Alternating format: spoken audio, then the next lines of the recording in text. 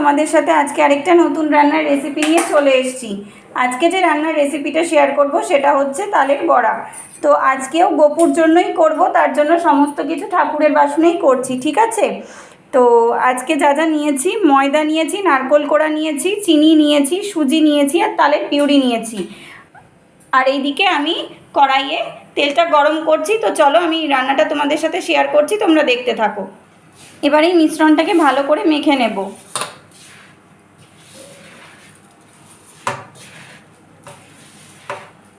খুব ভালো করে মিশিয়ে নিতে হবে মিশ্রণটাকে।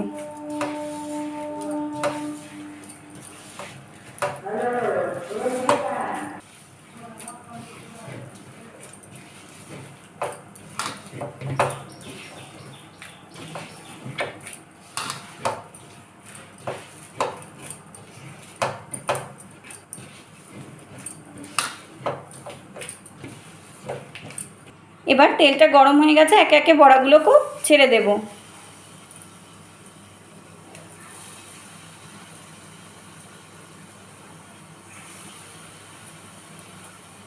কার কার বাড়িতে গোপু সোনা আছে আর কে কে গোপু সোনাকে এরকম তালের বড়া করে খাওয়াও, একটু আমাকে কমেন্টে জানাবে কিন্তু, ঠিক আছে?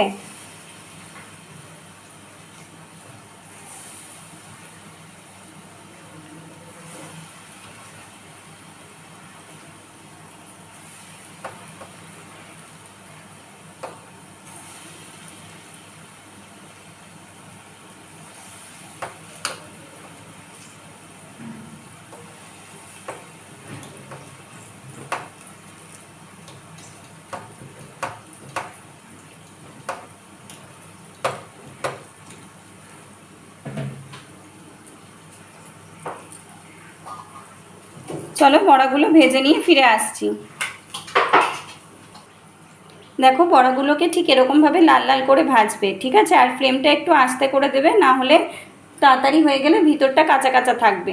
তো একটু আস্তে ফ্লেম করে দিয়ে বড়াটাকে এরকম লাল লাল করে ভাজবে।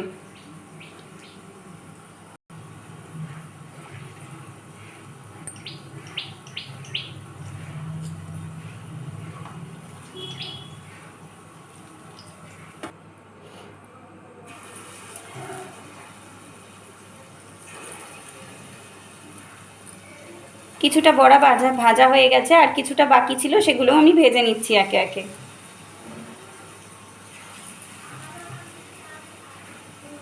তো চলো পুরো বড়াগুলো একসাথে ভেজে নিয়ে আমি ফিরে আসছি।